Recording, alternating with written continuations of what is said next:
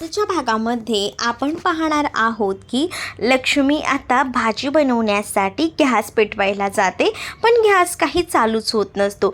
त्यावेळेला आता लक्ष्मीला कळतं की गॅस सिलेंडर संपला आहे. आता अख्ख्या जगात जे काही गॅस सिलेंडरची भासत आहे, तर या मालिकेमध्ये सुद्धा तेच सुरू आहे. म्हणजेच काय, लक्ष्मी बाहेर येते आणि आता श्रीनिवासांना सांगते की पटकन गॅस बुक करा बरं, सिलेंडर घेऊन या. मग आता श्रीनिवास म्हणतात की अगं कसं काय आपल्याला आता गॅस लगेच मिळेल, 20 ते 25 दिवस तरी लागतील बघ आपल्याला सिलेंडर मिळायला. कारण आता तुला तर माहिती आहे ना, केवढं मोठं युद्ध सुरू आहे. मग अशा सगळ्या गोष्टी तू कशा काय विसरू शकतेस, असंही आता म्हटलं जातं. आणि तेव्हाच ना इकडे वँकी म्हणत असतो आणि आरती की आमच्याकडे एक सोल्युशन आहे. आपण एक काम करूया, आपण आहे ना मस्त चुलीवरचं जेवण बनवूया, असं त्यांचं ठरत असतं. मग चुलीवरचं जेवण बनवायचं त्यांचं ठरतं. मग काय, चूल बाहेर वँकी मांडतो आणि त्याचसोबत आरती म्हणत असते की तुम्ही काळजी करू नका, मी तुम्हाला चुलीवर जेवण कसं बनवायचं ते शिकवते. कारण आता तिने सांगितलेलं असतं की मला चुलीवर काही जेवण वगैरे बनवता येत नाही आणि म्हणूनच मग ती म्हणते की मी तुम्हाला शिकवते. मग आता आरती त्याचसोबत श्रीनिवास मागच्या दाराला ते मस्तपैकी आता चूल वगैरे मांडतात. बटाट्याची भाजी, डाळ भात असा छान असा मेनू करतात. आणि त्याच वेळेला लक्ष्मी म्हणत असते की आज कित्येक दिवसांनी हे जुने दिवस अनुभवायला भेटतात. चला, या अर्थाने का होईना आपल्या घरात आहे ना मस्त असं रुचकर चुलीवरचं जेवण बनलंय, असंही आता म्हटलं जातं. मग आता या सगळ्या गोष्टी होत असतानाच इकडे मात्र आता लक्ष्मी म्हणत असते की हो, या सगळ्या तर गोष्टी आपण विसरलो, आपण आज मस्त चुलीवरचं जेवणार आहोत, तर आज छान गप्पा वगैरे मारूया, असं त्यांचं ठरतं. छान अशा गप्पा वगैरे मारत असते लोक आता जेवण करणार असतात. तर आरती म्हणते की हे खरं तर ना बरं झालं एका आरती, कसं आपण कधीमध्ये असं जेवण बनवतच नाही चुलीवरचं, दरवेळेला आपण गॅसवरचं जेवण बनवतो, पण आज काहीतरी हे बरं आहे. दुसरीकडे आता जयंत जो आहे तो रूम आपल्या केबिनमध्ये असतो. केबिनमध्ये असतानाच त्याचं काम सुरू असतं. तेवढ्यातच तिथे आता विश्वा आलेला असतो. विश्वा आल्यावर म्हणतो की मॅ कमिंग, त्यावर जयंत न बघता यस म्हणतो. मग आता विश्वा म्हणतो की चला आता आपल्या कामाला आपण सुरुवात करूया. तर जयंत म्हणतो की तुझी हिंमत कशी झाली इथे यायची, तुझा आणि माझा काही संबंध नाही, असं देखील आता जयंत विश्वाला म्हणत असतो. तर विश्वा त्याला म्हणतो की असं कसं म्हणतोय, आपले बरेच संबंध आहेतच की, म्हणजे तुला मी विसरलेलो नाही आहे, आपले कॉन्ट्रॅक्ट आहे आणि या गोष्टी तू जरी विसरत असलास ना तरी मी विसरत नाही आहे. आणि त्यावर आता जयंत म्हणत असतो की तू आत्ताच्या आता इकडनं चालता हो, कारण जयंतला ना आता विश्वाला इथं ठेवायचं नसतं. विश्वा तर जानूसाठी आलेला असतो, पण जयंतला आता जानूच्या आजूबाजूला विश्वा फिरकायला नको असंच वाटत असतं.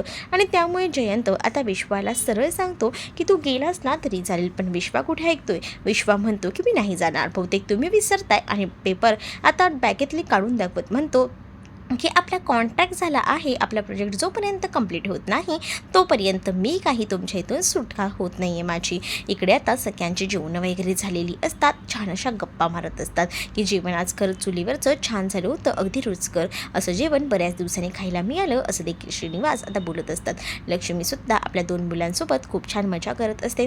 आता तेवढ्यातच आरती सगळ्यांना बडीशेप वगैरे द्यायला येते आणि तेवढ्यात एक माणूस बाहेरून आलेला असतो. तो डायरेक्ट घरात घुसलेला असतो आणि त्यांनी येताना एक लेटर आणलेलं असतं. ते लेटर श्रीनिवासांच्या समोर तो ठेवतो. मग आता हे लेटर वाचा आणि चला लवकरात लवकर तुमच्या प्रोग्रेसला सुरुवात करा. मग आता श्रीनिवास म्हणतात की कसलं लेटर आहे नेमकं. मग श्रीनिवास उघडून बघतात तर त्या श्रीनिवासांना ते लेटर वाचून खूप मोठा धक्का बसतो. कारण त्या लेटरमध्ये असं लिहिलेलं असतं की तुम्ही जी जमीन घेतली आहे, ज्या जमिनीवर तुम्ही आता घर बांधायला सुरुवात करत आहात, ती जमीन जी आहे ती पूर्णपणे तुम्हाला रिकामी करावी लागेल. त्या जमिनीवरचे जे काही मालकी हक्क आहे ते तुम्हाला सोडावे लागतील आणि तुम्हाला मी सांगेन त्या किमतीला ही जमीन आता सोडावी लागणार आहे, असं देखील आता सांगितलं जातं. जेव्हा एवढ्या सगळ्या गोष्टी सांगितल्या जातात ना, तेव्हा मात्र आता खूप मोठा धक्का तुम्ही श्रीनिवास वँकी या सगळ्यांनाच बसलेला असतो आणि सगळीजण आता पाहतच राहतात. त्याच वेळेला आता इथे श्रीनिवास म्हणतात की मी एवढं कष्टाने ही सगळी जमीन घेतली आहे आणि आता घरसुद्धा बांधायला लागलो, मी तुला काय वाटतं मी अशीच तू म्हणशील ती किंमत द्यायला तयार आहे का. सॉरी हा, मी असं काहीच करणार नाही आहे. त्यामुळे लक्षात ठेव, मी तुला काही झालं तरीसुद्धा आता उभं करणार नाही, त्यामुळे माझ्यापर्यंत तू येऊ नकोस, असं देखील सांगितलं जातं. आता जेवढ्या काही गोष्टी ज्या आहेत ना त्या सांगितल्या सांगितल्या जातात तेव्हा मात्र तो म्हणतो की बऱ्या बोलानं तुम्हाला पेपरवर सह्या करून आहे ना या जागेवरचा हक्क सोडावा लागणार आहे असं देखील सांगितलं जातं. पण श्रीनिवास जे असतात ते मात्र आता बघतच राहतात आणि म्हणतात की नाही सोडणार हक्क, काही करायचं आहे ना ते करून घ्या. मग तो आता अक्षरशः ना म्हणतो की ठीक आहे, नाही सोडणार का.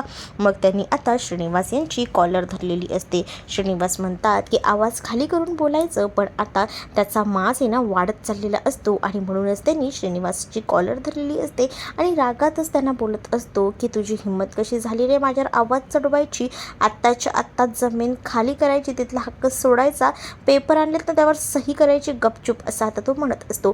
बँकेला रॅग येतो, बँकेचा एक मागून हात पकडतो तर बँकेच्या सुद्धा तो जोरात कानाखाली वाजवतो. एका हाताने इथे श्रीनिवासांना त्यांनी धरलेलं असतं तर दुसऱ्या हाताला बँकेने धरलेलं असतं आणि त्यामुळे तो दोघांनाही चांगलीच वाट लावत असतो. बँकी आणि त्या दोघांची भांडणं होत असतात. आरती लक्ष्मी घाबरलेली असतात.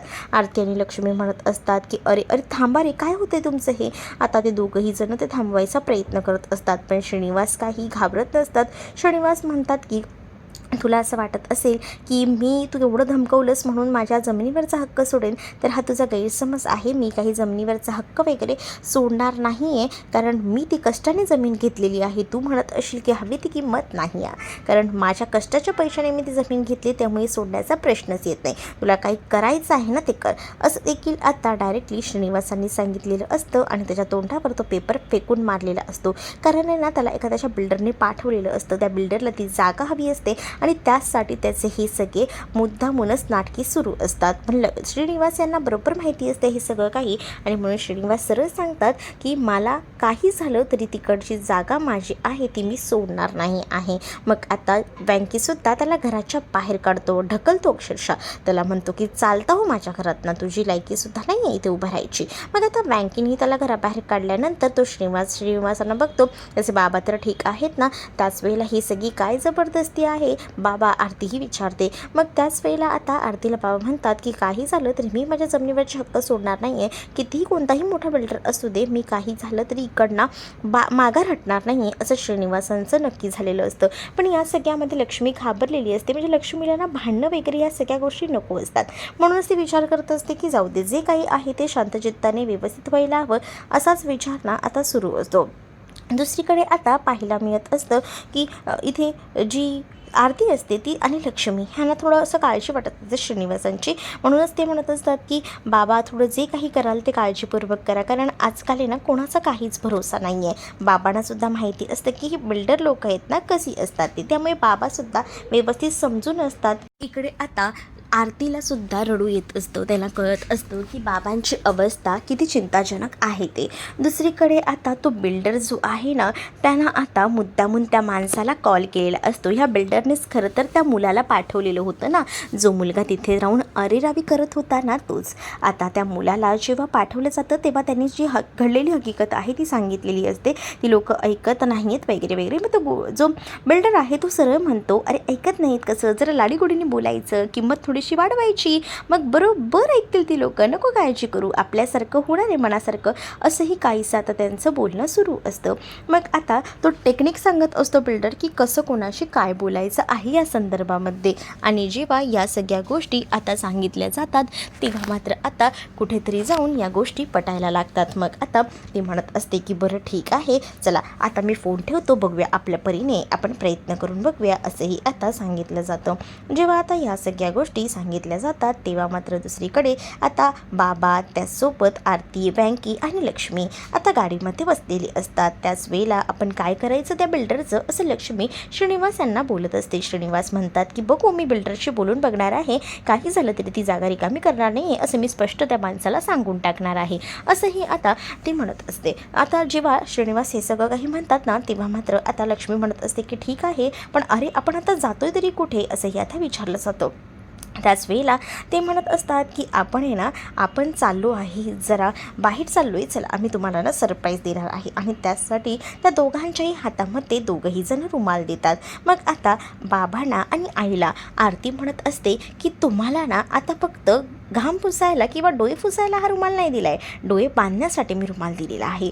पण अगं काय एवढं आहे, काही सरप्राईज आहे का असं देखील श्रीनिवास विचारतात. त्यावर आरती आणि बँकी म्हणतात की हो सरप्राईज आहे, तुम्हाला गेल्यावर समजेलच. आणि असं बोलूनच ना ते आता सरप्राईज देण्यासाठी घेऊन जातात. जेव्हा आता या सगळ्या गोष्टी ते ठरवतात तेव्हा मात्र आता लक्ष्मी म्हणत असते की अरे पोरांनो काय केलं आहे ते तरी सांगा. पण ते म्हणतात की समजेलच ना थोड्या वेळात, फक्त थोडा धीर धरा म्हणजे तुम्हाला समजेल. खरंच नाही मुलं पण ना एक एक जीवाला ना घोर लावून ठेवतात, काय करतात आणि काय नाही ना खरंच ना काहीच सांगता येत नाही आहे पोरांचं, असं देखील आता ती म्हणत असते. दुसरीकडे मात्र आता पाहायला मिळतं विश्वा आणि कॉन्ट्रॅक्ट पेपर दिलेले असतात आणि ते सगळे पेपर आहेत ना आता जयंत बघत असतो आणि जयंत सरळ सरळ सांगतो की तू काही म्हण पण मी तुला इथे कामाला ठेवणार नाही आहे. पण आता विश्वा देखील त्याच्या मतावर ठाम असतो आणि तो म्हणतो की ह्या ज्या पॉईंट्स आहेत ना याच्यावरनं मी तुला सांगतो की तू मला काही इथून बाहेर काढू शकत नाही आहे, त्यामुळे गुपचूप बसायचं आणि शांतपणे माझं ऐकून घ्यायचं. त्याच्यापेक्षा दुसरा पर्याय तुझ्याकडे कुठे आहे, त्यामुळे मला ना मी इथेच राहणार आहे आणि इथेच काम करणार आहे. जोपर्यंत आपलं प्रोजेक्ट संपत नाही ना तोपर्यंत हे काम तसंच चालू राहणार आहे असं देखील डायरेक्टली विश्वाने जयंतच्या तोंडावर सांगून ठेवलेलं असतं. आणि त्यामुळे आता जयंत ही जी बोलती जी आहे ती मात्र आता बंद झालेली असते. तिलाही कळत नसतं की काय बोलावं ते, आणि त्यामुळेच ना आता शांतही बसावंच लागत असतं. जयंत म्हणत असतो की या कॉन्ट्रॅक्टवर तू मला बोलतोयस का, ह्या कॉन्ट्रॅक्टवर मी हे कॉन्ट्रॅक्ट ग्राह्य धरत नाही. तू ग्राह्य धरत नसलास तरी चालेल, पण मी पकडतो ना, त्यामुळे तू मला ना इथून हलवू शकत नाही आणि मी तर मुळात इथून हलणारच नाही आहे. बघतोस ना तू कसं काय करतोस ते, असं देखील आता विश्वा जयंतला डायरेक्टली तोंडावर बोलून टाकतो. कारण विश्वाला ना खास करून ना जानूची जास्त काळजी वाटत असते. त्याला असं वाटत असतं की जानूने सेफ राहायला हवं, कारण हा जयंत किती खालच्या थराचा माणूस आहे त्याही गोष्टी बरोबर माहिती असतात आणि त्यासाठी तो सेफली गेम खेळत असतो. म्हणूनच त्याचं म्हणणं असं असतं की तो कुठेही हलणार नाही आहे, त्याला इथेच तिच्या बचावासाठी थांबायचं आहे आणि म्हणून तो हे सगळं काही बोलत असतो. जेव्हा ह्या सगळ्या गोष्टी बोलतो तेव्हा मात्र आता कुठेतरी जाऊन बरं वाटत असतं. इथे आता विश्वाने कबूल केलेलं असतं, त्यामुळे जयंतला खूप जास्त टेन्शन आलेलं असतं. डोक्यात विचार करण्यासारख्या गोष्टी असतात की आता काय करायला हवं, आणि त्यामुळेच ना आता आहे तो थोडा टेन्शनमध्ये येतो आणि त्याला समजत नसतं की काय करावं. विश्वाने तर आता त्याला ह्या कंपनीत पुन्हा एकदा कामाला रुजू होऊन, त्यामुळे तो आता थोडा विचार करतो, टेन्शनमध्ये राहतो, कारण त्याच्याकडे ऑप्शन नसतो. दुसरीकडे आता लक्ष्मी श्रीनिवास उतरतात आणि जसे ते उतरतात ना तसं त्यांच्या हाताला धरून त्यांना घेऊन जात असतात. इकडे आता त्यांनी एक मोठं दुकान ओपन केलेलं असतं आणि त्याच उद्घाटनाला ते आईबाबांना घेऊन गेलेले असतात. तर इकडे विनाला आणि त्याचसोबत वरदला सुद्धा जेव्हा त्यांच्या डोळ्यावरची पट्टी काढली जाते तेव्हा एवढं समोर मोठं जे दुकान आहे ते बघून ना आई आणि त्याचसोबत बाबा आहेत ते अक्षरशः पाणवलेले असतात. आणि मग हे सुद्धा तुम्हाला आम्ही म्हटलं नव्हतं का, आम्ही फ्लॉवर्स बनवायचं शिकतोय आणि त्याचसाठी हे दुकान ओपन केलेलं आहे. मग इथे तुम्हाला वेगवेगळ्या प्रकारची वेगवेगळी फुलं भेटतील आणि आम्ही स्वतः ती बनवून तुम्हाला डेकोरेशन करून देऊ, असं देखील आता आरती बोलत असते. आणि आरतीने हा क्लास केल्यामुळेच आरती आता हे शॉप ओपन करू शकली होती. मग आता वँकी आणि ही सगळीजणं कौतुक करत असतात, तर दुसरीकडे मात्र लक्ष्मी म्हणत असते की अरे वा खूप छान. म्हणजे आता सासवडमध्ये कोणालाही डेकोरेशन करायचं असेल, कोणाच्याही घरात कार्यक्रम करायचे असतील तर त्यांनी तुमच्याकडे आधी यायला हवं, बरोबर की नाही. मगच तेव्हा हे सगळ्याचं डेकोरेशन परफेक्ट होईल. आणि तेव्हाच ना आता वीणा आणि वरदही तिथे येतात. वीणालाही ते दुकान खूप जास्त आवडतं, वीणाही आरतीचं कौतुक करते. मग आता त्यांचं ठरतं की अरे सिंचना आणि हरीश कुठे, संतोषलाही विचारलं जातं पण संतोष काही कामासाठी बाहेर गेलेला असतो असं वीणा सांगते. मग आता सिंचना आणि हरीशला सुद्धा वेळ नसतो, त्यामुळे ते काही येऊ शकलेले नसतात.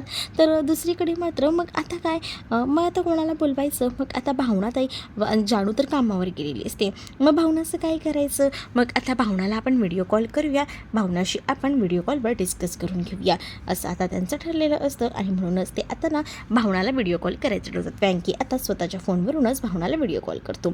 भावनाला विचारलं जातं काय गं भावना तू का नाही आलीस. तर भावना जी आहे ती म्हणत असते की थोडा प्रॉब्लेम झाला, यायचं होतं खरं तर पण नाही येता आलं. काय आहे ना की मी विचार केला होता पण घरात थोडं आमच्या कार्यक्रम आहे ना, मग पाहुणे येणार होते त्यामुळे मला यायला जमलं नाही. खरं तिला बरं वाटत नसतं पण ती सांगू शकत नसते, म्हणून तिने हे कारण दिलेलं असतं. त्यामुळे बाबाने म्हणतात की ठीक आहे आराम कर. पण आरती मला आता इथे भावना सांगत असते की तुमच्याकडे ना मी येणार आहे, माझे एवढं झालं ना घरातले कार्यक्रम का मी तुमच्याकडे येईन, नक्कीच येईन असंही ती म्हणते. आणि त्यामुळे ना आता आरतीसुद्धा खुश असते. मग आता हा जो प्रोग्राम असतो फीत वगैरे कापायचा, तो प्रोग्राम वगैरे होतो आणि ती लोक फीत वगैरे कापून घेतात आणि जशी फीत कापली जाते तसं आता खूप छान असं त्यांचं स्वागत वगैरे होतं, टाळ्या वगैरे ते वाजवतात. तर वेंकीसुद्धा भावनाचा फोन वगैरे ठेवतो. मग आता ती लोकं दुकान वगैरे बघायला जातात. खूप सुंदर असं दुकान जे आहे ते डेकोरेट केलेलं असतं आणि मग हे स्वागत वगैरे झाल्यानंतर त्या दोघांचंही कौतुक वगैरे सोहळा होत असतो. भावनासुद्धा हे सगळं बघून खुश असते, भावनालाही बरं वाटत असतं, पण तिची उपस्थिती कुठेतरी अशी भासत असते सगळ्यांनाच. पण तिने सांगितलेलं असतं वेंकीला आणि त्यासोबत आरतीला की मी नंतर नक्कीच येईन. मग आता ह्या सगळ्या मुलांचं सगळं चांगलं झाले बघून कुठेतरी मनामध्ये असंही वाटतं की सगळं व्यवस्थित होऊ दे, काही प्रॉब्लेम व्हायला नको. दुसरीकडे आता पाहायला मिळतं की जी फाईल हिने जाळलेली असते ना, ती फक्त पेपर जे असतात ते झेरॉक्स पेपर असतात आणि तीच फाईल हिने जाळलेली असते. मुख्य पेपर जे आहेत ते सिद्धूने आधीच ऑफिसमध्ये ठेवलेले असतात, त्यामुळे सिद्धूला ती फाईल ऑफिसमध्ये जमा करता आलेली असते आणि त्यामुळेच ना आता निलंबरीचा प्लॅन फ्लॉप झाल्यामुळे तिची चिडचिड होत असते. दुसरीकडे आता पाहायला मिळतं की जानू जी आहे ती जात असते आणि विश्वाचा तिचा धक्का लागतो, त्यामुळे पेपर्स खाली पडतात. तर विश्वा तिला सॉरी बोलतो. जानू वरती बघते तर काय, अहो विश्वा तुम्ही इथे. मग आता ती तुम्ही बोलत असते, त्यावर तो म्हणतो की तुम्ही प्लीज ना तुम्ही बोलू नका ना, अरे तुरे केलत ना मला तरीही चालेल. मग तुम्ही इथे कसे काय असं म्हटल्यानंतर तू इथे कसं काय असं ती डायरेक्टली म्हणते. मग तो म्हणतो खरं तर माझा आणि जयंतचा थोडा संबंध आहे, म्हणजे कसं आमचा एक प्रोजेक्ट आहे, त्यावर आम्ही दोघे एकत्र काम करतो, त्यामुळे मीही इथे असणार आहे. मग आता जानूही म्हणते की बरं झालं तुम्ही इथे आहात, म्हणजे माझ्या वयाचं समवयाचं कोणीतरी इथे आहे ना तर मला बरं वाटते, म्हणजे आता कसं कामाचं विचारायला मी तुमच्याकडेच येऊ शकते असंही आता जानू म्हणत असते. त्यामुळे जयंतला अजूनच राग येतो विश्वा इथे कामावर आलेल्याचा. तर तुम्हाला हा भाग कसा वाटला आहे कमेंटमध्ये नक्कीच सांगा आणि पुढील भागात जे काही होईल ते तुम्हाला थंबनेलच्या वाक्यांवरनं नक्कीच समजेल. चला तर मग भेटूया पुढच्या भागात, तोपर्यंत टाटा बाय. व्हिडिओ आवडला असेल तर व्हिडिओला लाईक करायला विसरू नका. चॅनलला नवीन असाल तर चॅनलला सबस्क्राईब करा. चला तर मग भेटूया पुढच्या भागात, तोपर्यंत टाटा बाय.